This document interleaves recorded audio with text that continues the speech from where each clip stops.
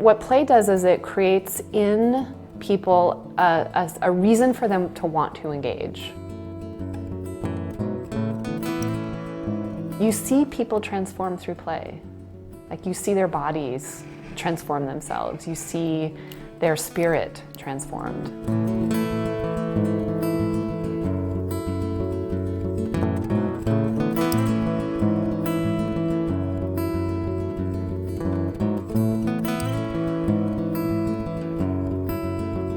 To be at play is an experience. You feel ideas of freedom, of being able to be creative, to make choices, to try out things, to experiment, to explore. I actually think it's a kind of state of being that when you are at play, you're actually in a very different state of mind.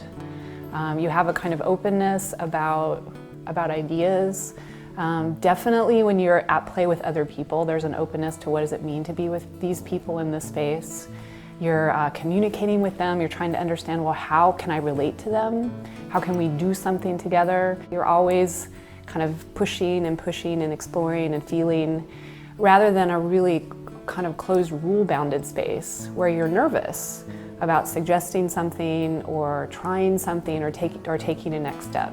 So that sort of openness of that space feels incredibly important for people that are collaborating and are trying to engage in what-if questions around what they might do together, what solutions might be to things, how they feel about each other. It's a very, very human experience. And I think it's actually one of the most fundamental human experiences.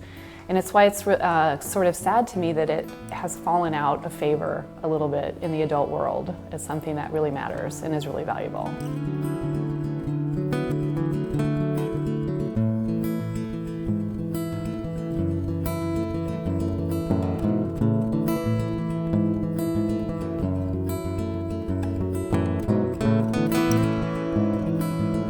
When you look sort of historically at the role of play, it's actually a practice space, right? So we often as kids play because we're just trying to get better at something. When you look at animals, young animals, that they're playing to get better, right? They're practicing. And when you practice, you start to build confidence that oh, in fact, you can do that thing that you actually couldn't do before. And in particular for teenagers, that the notion of having confidence about being able to do something and having the sense that it's possible for you is it's a huge thing. What you'll see with kids is they will light up, they will actually start to talk. So a lot of teenagers are not super expressive and super talkative to adults. And you will see them driven to want to share with you what it is that they're figuring out, what it is that they're learning, what it is that they're making, and that they really are proud of it, and that they see themselves able to do it.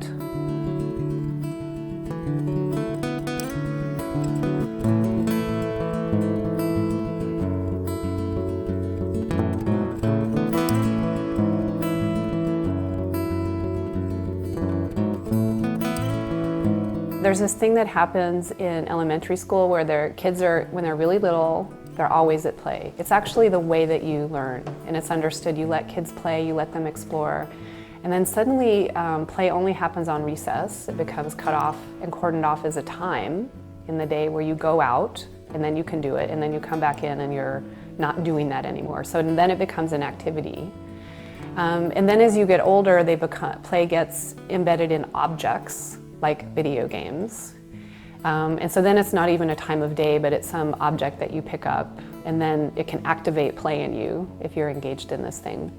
And so what I feel like we lose as we move through that sequence is the frame of mind that we have when we're young, which is play is just the way that we experience the world. It is a frame for everything.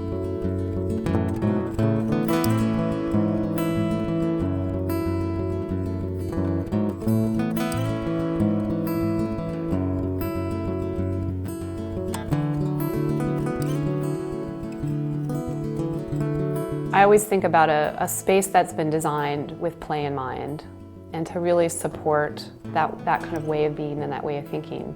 is that it feels like a space that has been designed for you to be successful.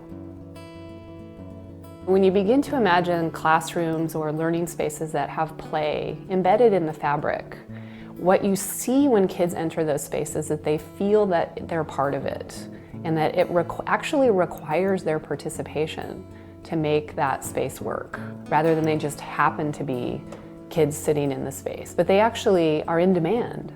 If they're not there, it's not going to work at all.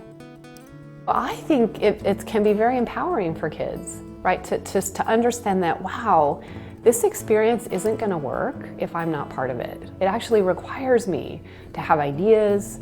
It cares that I do have ideas that I can contribute. And that can be incredible for kids to feel as if the system doesn't go without them. A lot of the space that adults get into gets into an identity about being a productive citizen, about needing to make money, to take care of a family, and it becomes about a set of responsibilities rather than about a way of engaging your soul in the world. And what does it mean to be a person that has those responsibilities, but engages in ways that they are joyful responsibilities, and that there is a real spirit, a real human spirit in how we go about things.